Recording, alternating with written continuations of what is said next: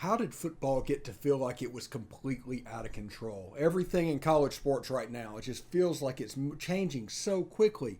How did that happen?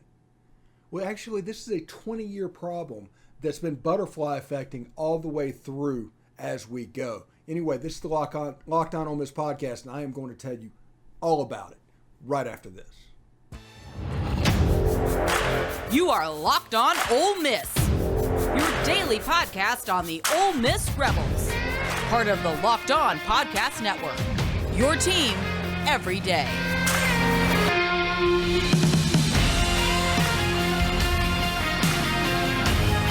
All right, thank you for watching the Locked On Ole Miss Podcast today. I'm your host, Stephen Willis. Thank you very much for joining us. As you can see below, my Twitter handle at @TheStephenWillis is available for you if you're interested in that kind of stuff. I talk a lot about Ole Miss. I talk some soccer.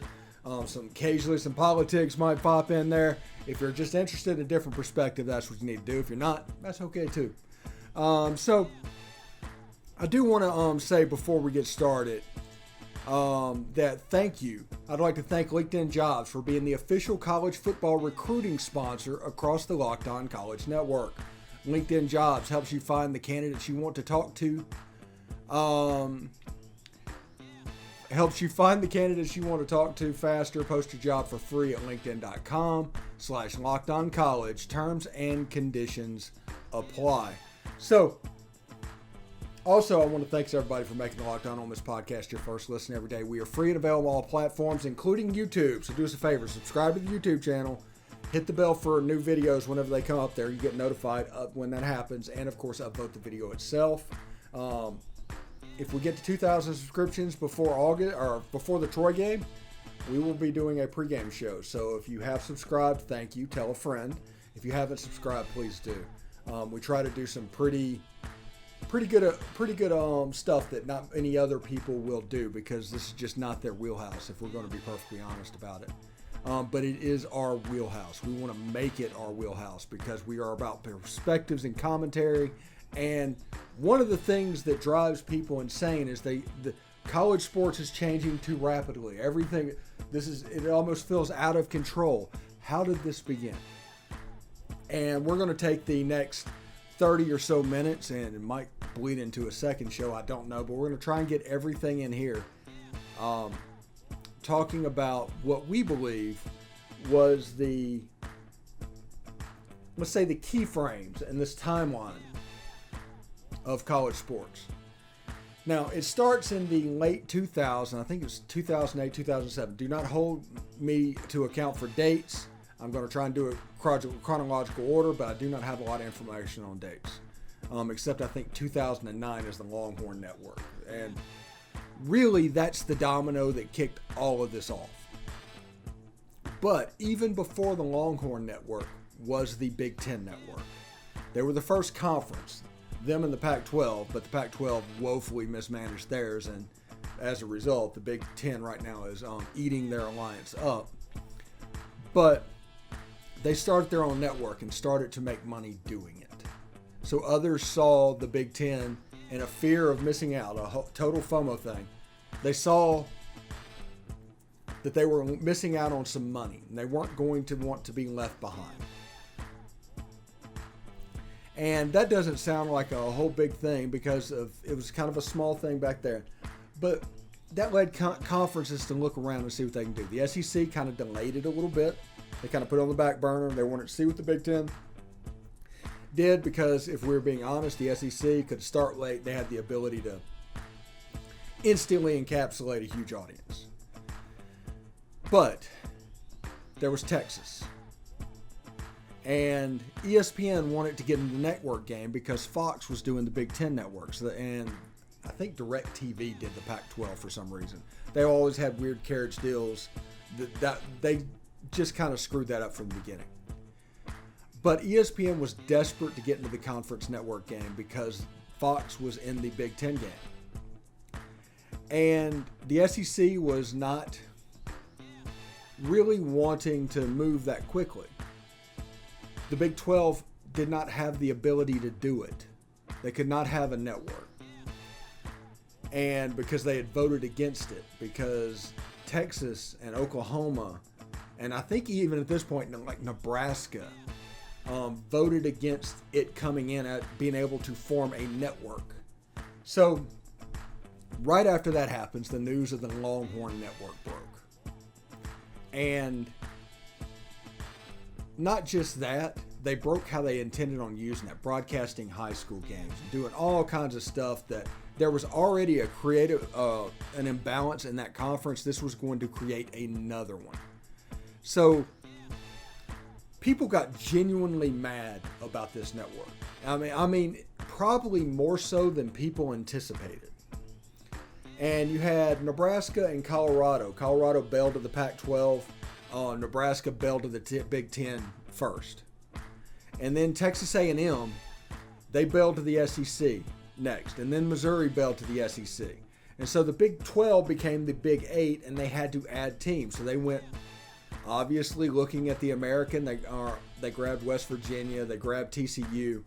And they're like, okay, we're good for now because they're in survival mode. And the Big 12 from this point forward is going to be in survival mode. Now, this is also the time when everybody started, in response to this, putting in grant of rights because they were trying to stop this from happening in the future. It was almost like Canute trying to hold back the tides in hindsight, but they set it up where this whole TV contract, Texas and Oklahoma was locked in. They couldn't go anywhere. Grant of rights in the ACC goes into the 2030s on their TV deal. They can't go anywhere, supposedly. We'll get into that in a little bit. So this happened and everybody's like, okay, this is done. We survived. It's all good.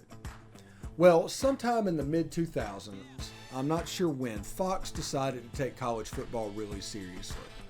They had gotten some rights to the Big 12. They've gotten Big 10 rights. They've gotten Pac-12 rights. And they started their Big Noon kickoff, which, hilariously enough, is going to cost them Oklahoma and Texas. But they started to take college football really seriously. And they initially got into it back in the BCS days. If you look back at the BCS, like in the mid-2000s, Fox kind of wanted to start taking college football seriously. And it didn't really work, and they kind of got out of it. And then they started to really try to take college football serious, create a college game day competitor. We're really going to compete with ESPN. Well, when Texas A&M and Missouri came to the SEC, the SEC network was created. And the SEC network is by far the most successful network out there. It's not even particularly close because this is what the SEC knew they could do. So, looking at this, you have these networks that are starting to generate money. That is the SEC and is the Big Ten. Created in the mid-2000s and the early 2010s. Nobody knew that it would take college football to this level and what would happen. The whole time during the last decade, shock jocks and radio hosts and everybody else started talking about the Power 5 breaking away. They didn't talk about what it would look like. They would just talk about the Power 5 breaking away. And we'll get to that in just a little bit. And talk about exactly how this looks moving forward, because they never talked about what it would exactly look like, that it just needed to happen. And their lack of not knowing how it might look or whatever that might be, that's kind of their problem, but they push this narrative down the road. And this is the same time that Fox is getting into football, and ESPN and Fox is starting to compete. Okay? They are genuinely starting to compete. You've got Reggie Bush and Matt Leinart and Urban Meyer and Rob Stone doing Big Noon kickoff. And then you got the college game day stuff, which has slipped a little bit. Not saying anything negative about anything, but there are elements of that show that needs to evolve. Or else Big Noon kickoff is going to continue to make games. It's, you don't want to be mean. You don't want to kick anybody out. You don't want to do all of that. But in reality, kind of needs to happen if you want to push the college game day platform forward. So in the mid-2000s, everybody's talking about leaving the NCAA. Power 5 breakaway. Fox Sports is all invested in college sports. ESPN is trying to figure out a way to reestablish its dominance that it had let's say 2008 in college football. And all of this happened, and people in boardrooms talking about it have this undercurrent of these two networks that are starting to print money. To the point where, man, I wish we could do something like that. And you can see the other side of it, which is the Pac-12 failing in it. When we come back, we are going to talk about the grant of rights and what was the expectation behind that, and how leaving a conference to them became punitive. Instead of just people that want it to be here, it's more people that can't leave. It's almost like a East Berlin version of college football versus what it should be, which is like West Berlin. You kind of go do your own thing, whatever you want to do, instead of walls to keep you in. Really, really interesting stuff. But we'll talk about that in just a second. Right now, we need to hear about LinkedIn Talent Solutions. As the sun comes out and the small businesses are back in business, LinkedIn Jobs makes it easier to grow your team. LinkedIn Jobs helps you find the people you want to interview faster and for free. So create a free job post in minutes on LinkedIn Jobs to reach your network and beyond to the world's largest professional network of 810 million people. That's a lot. That's like 1/8 of the world's population. Then add your job and the purple hiring frame to your LinkedIn profile to spread the word that you're hiring so your network can help you find the right people to hire. Simple tools like screening questions make it easier to focus on candidates with just the right skills and experience so you can quickly prioritize who you'd like to interview and hire. So this is what I want you to do. LinkedIn Jobs helps you find the candidates you want to talk to faster. Did you know every week nearly 40 million job seekers visit LinkedIn? Post your job for free at linkedin.com/lockedoncollege. That's linkedin.com/lockedoncollege to post your job for free. Terms and conditions apply. All right, thanks for making the Locked On Ole Miss podcast your first listen every day. We are free and available on all platforms, including iTunes. Do us a favor, rate and review us on iTunes. Give us a 5-star review. You can say whatever you want to say. You can say Steve is absolutely crazy. He talks too much. I don't like the way he does his interviews. Whatever you want to say, just say it. Just please leave us a 5-star review when you do it. All those that have done it so far, thank you very much for that, and it'll help others find the podcast in the future. All right, in the first segment of the show, we laid the groundwork for all the network jockeying that kind of was happening behind the scenes, and how competition had entered the arena in 2014 with Fox really getting serious about college athletics, and ESPN having to kind of play catch up a little bit, even though they're the market leaders. But they'd lost some stuff in the Big Ten. They've lost some stuff in the Pac-12. They've lost some stuff in the Big 12. And because of the alliance, they were going to lose stuff in the ACC. And don't forget about that relationship moving forward. Now, let's take it forward to the last year or two. Last year, Texas and Oklahoma decided they were going to leave the Big 12 in the face, even with the grant of rights. They were going to wait for them to expire and move to the SEC. Why? Because the SEC prints their own money. And because ESPN has developed a list in their latest TV deal that they would just create another equal slice of the pie if you were willing to expand to these particular teams. So we don't know who is on that list. Fox heard this and decided to do this, and this went around, and they let the Big Ten know the same thing and gave them a list of teams as well. Now here's the kicker. Those two lists probably look nothing alike. You could probably get most of those teams on the Pac-12 list into the Big Ten, or the Big Ten list into the Big Ten, and not really affect the list for the SEC because it's going to look completely different. You will never know that, because that list will not be made public for obvious legal reasons. because at that point, ESPN looks like they're legit tampering if they would actually put a school's name out with a monetary value and say, go get them and we will give you extra money to make sure that happens. There's a legality issue when it comes to that. And for Fox into the Big Ten doing that. So Texas and Oklahoma came to the Southeastern Conference. And honestly, that fits. That should have been the 1992 expansion. They should have went and got Texas. They should have went and got Oklahoma, A&M, and honestly, probably Oklahoma State. But we got Missouri. Missouri fits weird, but it's here and it's going to happen and they're not going anywhere. Also, for people during all this saying that the SEC needs to get rid of Vanderbilt, don't say that.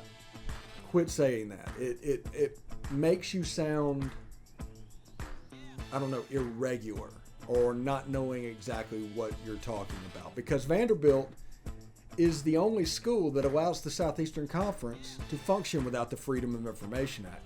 You can put all of your sensitive information on their computers and their servers in their file, and it cannot be FOIA'd.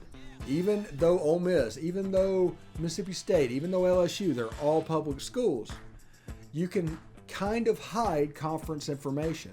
Stuff that is proprietary can hide and can't be summoned via the Freedom of Information Act. That is Vanderbilt's value to the conference. Now, if the SEC were to add another private school to the conference, such as Baylor or Duke or whatever this is going on, then potentially Vandy could be in a little bit of a trouble. But until then, nothing is going to go down because you need that place of secrecy. Transparency is the enemy of everything right now, because since about 2008, 2009, college football schools have almost become combative to the press. They wanted to control information. And this is a result of that. So don't say Vandy is going to go anywhere. Vandy serves a purpose. And it just doesn't happen to be on Saturdays. Happens to be Monday through Friday. So, Texas and Oklahoma is coming to the SEC. They see the cash cow. Everything's happened. They want the money. And all the eyeballs that Texas and Oklahoma is going to bring, it was a boon for the SEC. Projections are at about $100 million just with the teams that the SEC has right now for revenue. Well, the Big Ten saw all of this happening, and they got caught with their pants down. How do I know that? Well, they scraped together an alliance, I'll always use finger quotes for that, that was completely designed, and their strategy was to slow this down. Make the focus about anything else, try to figure out what's going on, and try to figure out how to make something similar happening.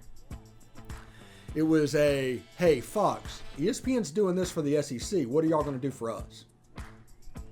And that's when that list was created. And on that list was USC and UCLA, two of the premier programs, not only of the Pac-12, but of all of the alliance. And those schools all banded together because they thought they could protect each other. But they didn't look from within, and the Big Ten poached USC and UCLA, and another thing just went secretly, and just all of a sudden, boom, hey, it happened. I don't know what's going on. And that raised their estimations, because now it's a Big 16, just like the SEC has 16 teams, to about $100 million per school. Now, we've gotten to the point where after this happens, that ESPN and Fox are going to have to add to the pie.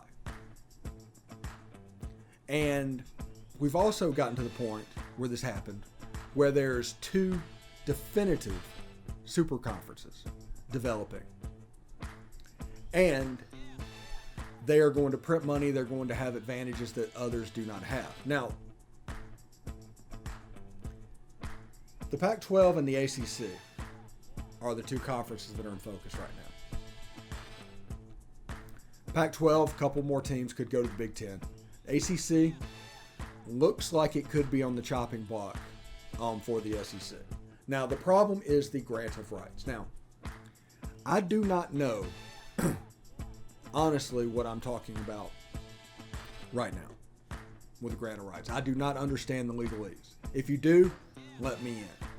But in the common sense world, if the ACC is guaranteeing $17 million in their grant of rights thing, it should be that your grant of rights is $17 million a year.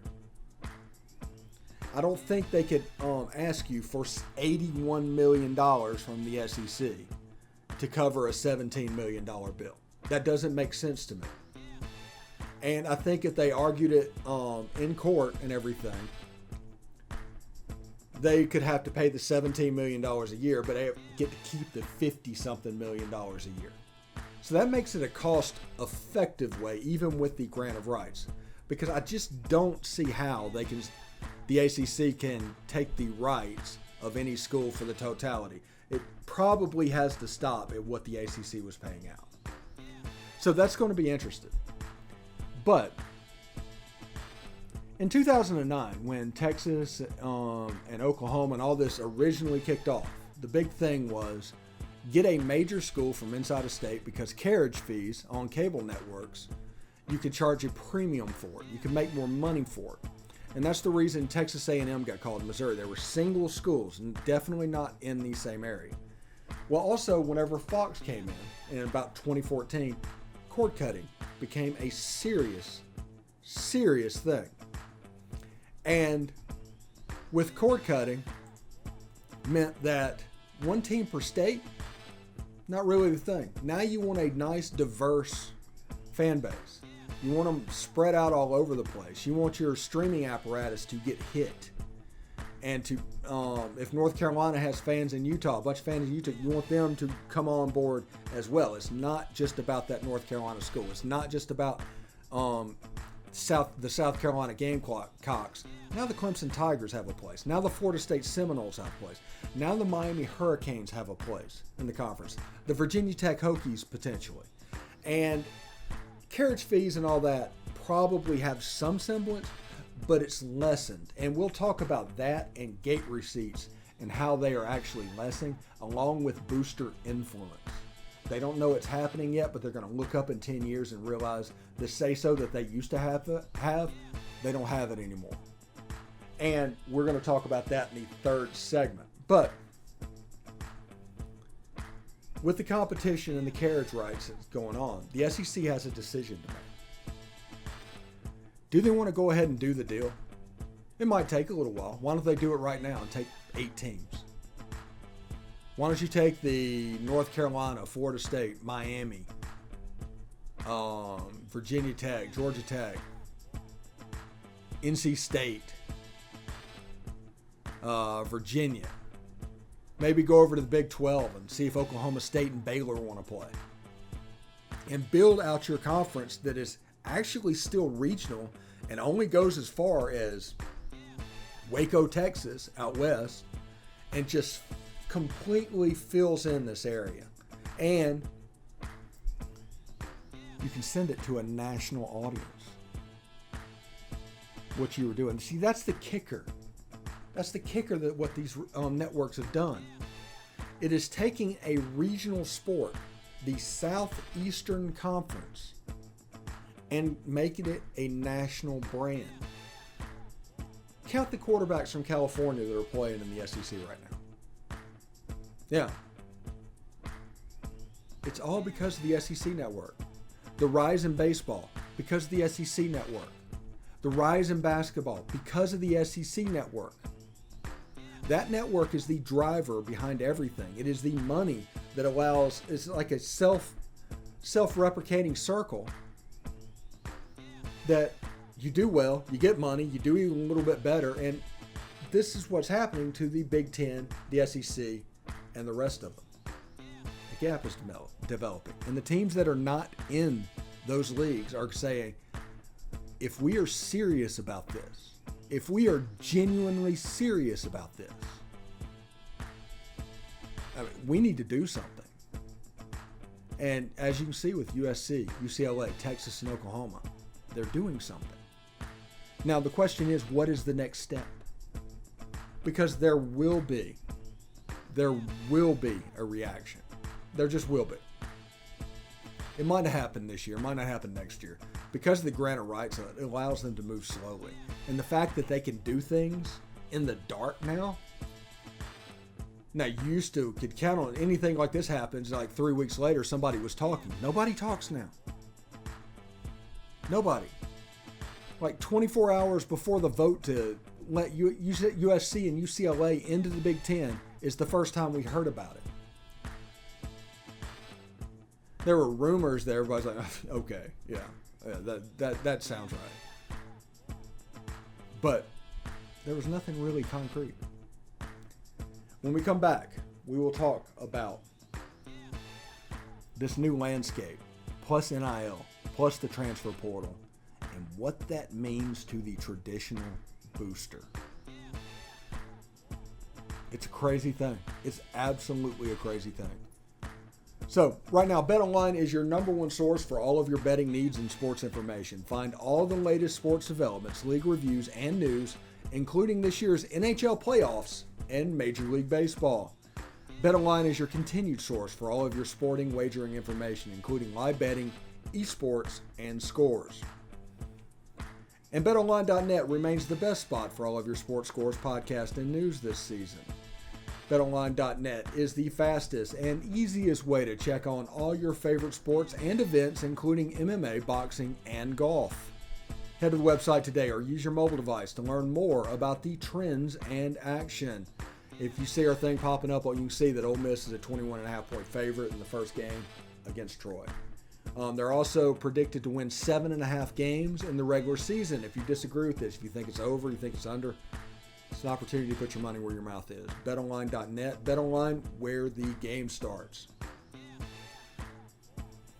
All right, thanks for making the Locked On Ole Miss podcast your first listen every day. We're free and available on all platforms, including YouTube. So do us a favor, subscribe to the YouTube channel, hit the bell for notifications, and of course, upvote the video itself. We'd appreciate it. All right, so in the first segment, we talked about the background of all this and how this goes back into the mid-2000s. This isn't something relatively new, even though college sports feels out of control now. This is something that started way back when. This is at least 15 years old. In the second segment, we talked about how college sports changed just due to the Big Ten and the SEC, not just making a network, making money off that network. There have been other plans that have struggled, like the Pac-12, which did not make money on the network, and the Longhorn Network, ESPN's first run at a team-specific network. Now, we can say NBC is Notre Dame's network, but really they just broadcast football games. It is what it is. Although they did do a documentary on Joe Montana on Peacock, I recommend that, especially if you're an Ole Miss fan. The game in Jackson is prominently mentioned. So, we talked about the changes that happened in the 20 teams. And then you get to the 2020s, and this new expansion happens. Now, this is all happening in the backdrop of NIL, that's name, image, and likeness. It's basically paying players, and the transfer portal. If you are waiting to see how this shakes out, you're going to end up struggling for a little bit, because everybody is kind of figuring this out on the fly.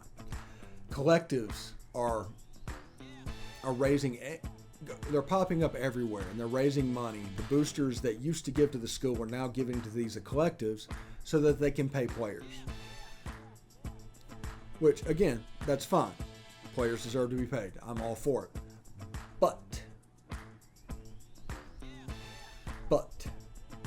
whenever the money that was earmarked for the school goes into one of these collectives, all of a sudden, school's not making as much money. And they're starting to lean even more onto these TV contracts that is kind of the breadwinner going on. So decision making isn't Joe Bob, who has a tire shop somewhere and happens to have influence on his college program because he's had influence for 20 years.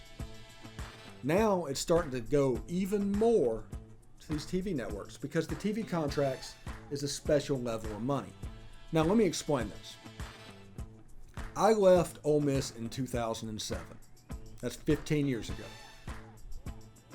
The budget when I left Ole Miss was about $30 million for all sports in the athletic department. $30 million. We used to have to count tapes to determine whether or not we could order more tapes. And could you just record over these highlights? Is this old enough that you could do that? That's what it looked like back in the 2007 time frame at Ole Miss. Remember, I talked about the networks and the time frame.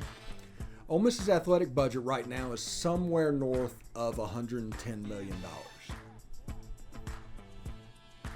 Now, why is that the case? What's happened? Well, what's happened is this network is a complete cash cow.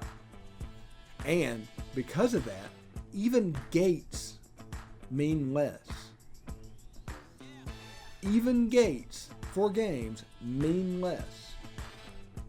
It doesn't really affect them if instead of 65,000 people or 64,000 people, whatever capacity is, they're drawing 50.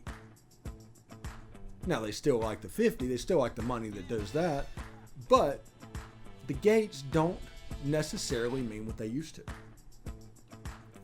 And if gates mean less and boosters mean less, that means their influence means less and greater influence on the TV channels.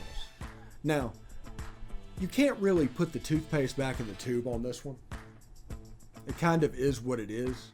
So everything that I've said is going on. Do not mistake that for me agreeing to what's happening. It's just me acknowledging the way that it is. And just because I don't want something to happen does not mean I'm going to not acknowledge what it's doing. There's going to be some people that have to completely recalibrate the way they view college sports. And there are going to be people that were right all the time on college sports that aren't really right. They just desperately want it to be 2008 again. And that's why I say they desperately want it to be 2008 again, is because before all of this happened. So you have these collectives, and now you have warring collectives. You have collectives competing against each other. Miami and Florida has a war going on right now. That is going to take money away from the athletic department that they're going to have to figure out where else to get, which it will come from these TV revenue things. The transfer portal. The players that if you don't fulfill your promise, you don't do what you say you're going to do, they can leave with no penalty at all. So that does force these collectives and these people to actually follow through with what they're saying they're going to do. Now also when 18 and 19-year-old stuff happens, they're going to be able to leave as well, because 18 and 19-year-old stuff happens to every college athlete. It's just a matter of whether or not they want to leave. I always tell people, in recruiting, there are 3 ways you can build your roster now. There's traditional recruiters. That is the Alabamas, the Georgias, the Oklahomas, people like that used to basically get people based off of their tradition. NIL monsters like Texas A&M, Tennessee, Miami, those guys. That's another way you can build a roster. Miami just rumored to sign Jade Rashada for $9.5 million. That's a ton of money for a high school senior. And then you have the transfer portal. You have the Ole Misses. You have the USCs, honestly. And you can build your roster after that 18 and 19-year-old stuff happens. You can build your roster a non-traditional way that way. And this year is an unbelievably big year for Ole Miss football to decide, figure out whether or not this can work. Because if this can work, Ole Miss has a place. They could be a traditional recruiter right now, but the NCAA happened. So we have to do things this way right now. Not by choice, but we don't have the money that other schools have. We're not a traditional recruiter. If we want to compete at a high level, the transfer portal is all we've got. It's just the way it is. It's nothing denigrating. It's just the way it is. And as you can see, since the mid-aughts in the 2000s, when Fox created the Big Ten Network and decided they wanted to stick their toe in college football. From that moment on, the NCAA and college football has changed. Now, I'm not blaming Fox for any of this happening. I'm not blaming the Longhorn Network. They were just the first dominoes that fell. And then national competition has taken over. Remember, humans are weird creatures, okay? They will demand on fixing absolutely everything until they absolutely destroy it. They don't know when to stop. Moderation is not our thing. So, I recommend take all of this that's going on as best you can and make the best out of it. You have a chance. It's a puncher's chance to be one of the teams that win in this. Take it. The SEC could look completely different in 10 years. It could have 24 teams. Virginia Tech, Georgia Tech, North Carolina, Florida State, Miami, NC State, Virginia, Clemson.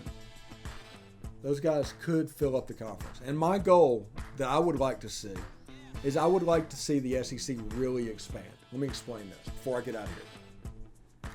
Really expand to 30 or 35 teams. Even get teams like Kansas and Iowa State and create a division within the SEC called the Big Eight. Go get Baylor and Oklahoma State and even somebody like Houston and all of that and create a division called the Southwest. Have the original 10 SEC schools in a place and then have 10 Atlantic Coast teams playing in an Atlantic Coast branded division.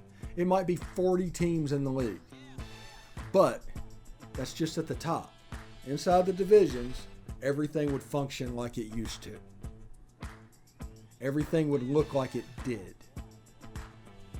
when we fell in love with all of this to begin with. Whenever Texas is playing Texas A&M and Arkansas is in there and Baylor's in there in the Southwest Division. Whenever Oklahoma is playing Iowa State or Missouri or Oklahoma State in the Big 8 division. The old school, the old 10-team SEC that we all remember and all love, the Southeastern Division. And the people brought over from the Atlantic Coast Conference. There's a ton of them. It's a bunch of them in the Atlantic Coast Division. That's the way I think we need to go. We have a chance to where we have 4 conferences and we can save them all. ESPN can absolutely save them all if they want to. Allow the Big Ten and the Pac-12 and even the Mountain West and the MAC, however they want to do it, and the upper ACC schools, because I think Pitt, Syracuse, and Boston College is kind of on their own in this. Let them do their own thing. And then at the end of it, have an 8-team playoffs of all the teams in the SEC. If there's 4 divisions, take the top 2 teams, let them play it out, and then go play a Super Bowl type game against the Big Ten winner. And that is the way forward. I think that is the way to make college football, honestly, I hate to say this, great again. So, thank you very much for putting up this. This has been a special July 4th show. And I just wanted to kind of give everybody a timeline from back then all the way up until now. And how, even though now feels a little bit out of control, these are from seeds that were planted way back when. And the quicker we get to the ultimate journey, the quicker we can stabilize again. But I do have a feeling people are going to want to slow this down as much as possible. And this might be a 10, 15-year process. But the quicker we get to where we're going, the quicker we can stabilize and it can get normal again. But not really until then. Anyway, get more on the SEC by making Locked On SEC your second listen. Every day, host Chris Gordy and the local experts on Locked On Ole Miss take you across the SEC in 30 minutes. Make the Locked On SEC your second listen. Locked On SEC. Happy 4th, everybody. Have fun. I hope you enjoy this. If so, leave a message in the comments section below. So, until then, peace.